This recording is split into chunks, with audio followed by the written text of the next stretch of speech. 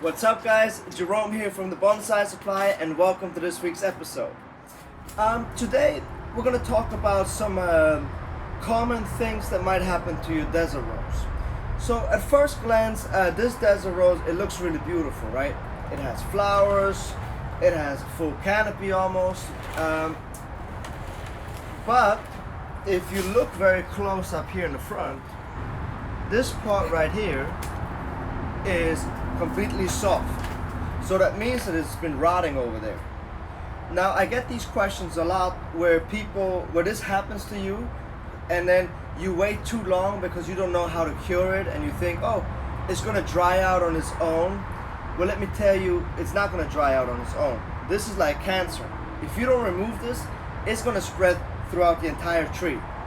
So today I'm gonna show you how you can cure this and stop the rot once and for all. Now, how did this happen, right? There's a lot of different reasons on why this may have happened. Sometimes this happens when it is too cold outside. It starts to get soggy on the desert rose spots right here. That's why I recommend that you move them inside when the night temperatures drop below 45. But since I am in Fort Lauderdale and it is in the middle of the summer, obviously this is not the case.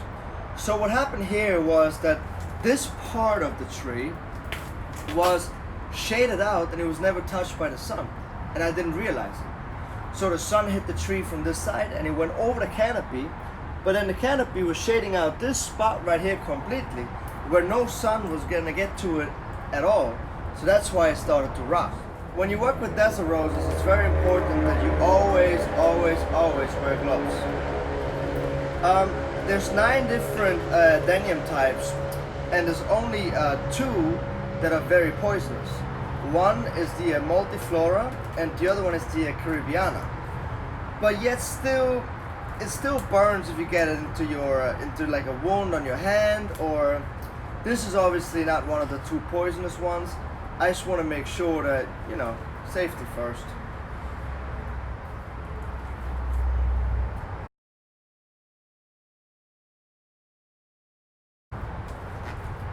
Alright, 20 hours later, got my gloves. Alright, so I take my, this is a wood carving tool. It's a little wooden handle with like a hook shape, and the inside is very sharp. So with this, I can go in here, oh, and look at that, and just scrape out all of this. See, now this is a desert rose's cancer right here.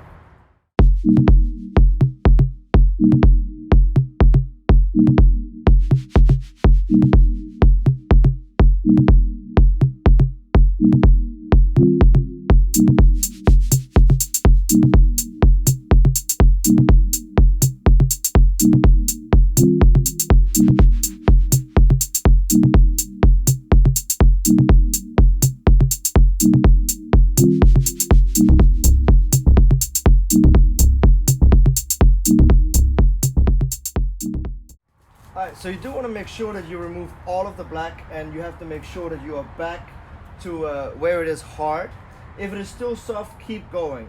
Now it turns dark again. That's because it is exposed to air. So the next step, we have to seal this. I would not use cut paste on this. I would use white limestone paste or just any limestone paste. I learned this trick from a master in Thailand who's actually really famous for his desert roses, and that's what he uses.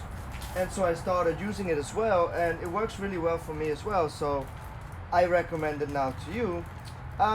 There are some people that like to use cinnamon or something else. So whatever works for you or has worked for you so far, continue to do so. This is just what really works for me.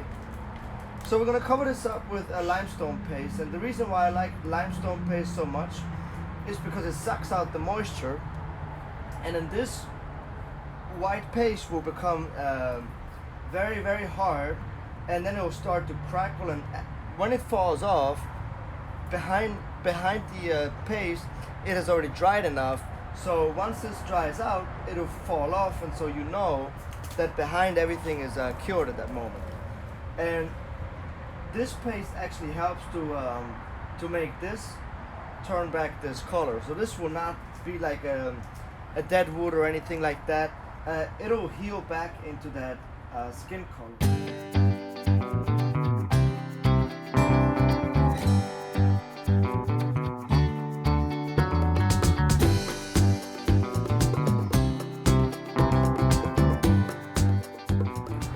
Alright, so now that the paste has been applied, I'm going to place this tree into full sun. I do want to make sure that the sun really hits that paste and dries it up for me. Good thing I caught this in time before it spread too far, so it was just a top layer underneath the the skin or the bark. So it was still an easy fix. Anyways though, whenever this happens to you, you have to go in and remove everything right away. If you wait too long and the cancer spread too far, then you might not be as lucky as I was today. Once this dries and it falls off, the bark is going to look exactly like it is now.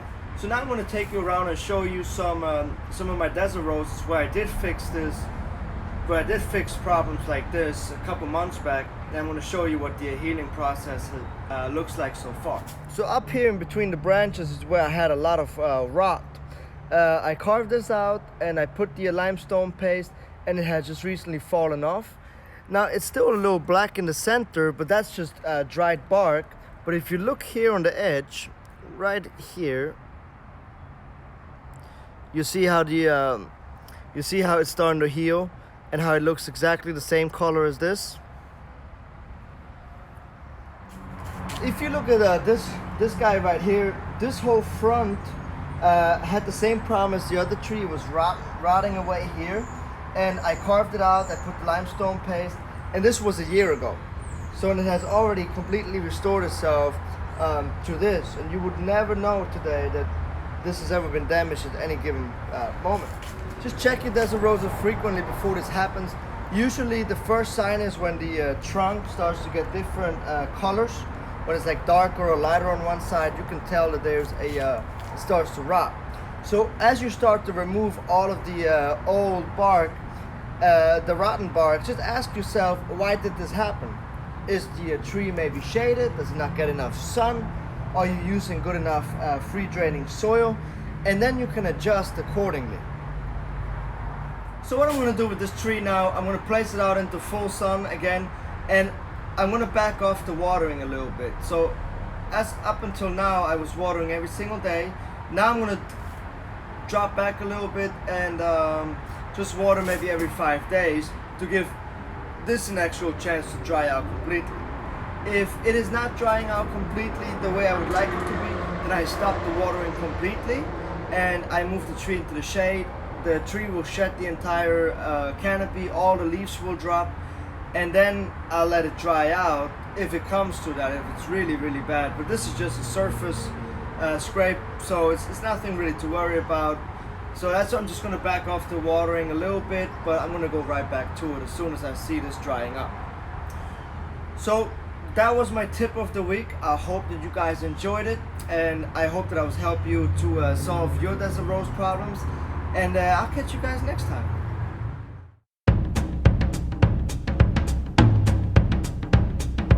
All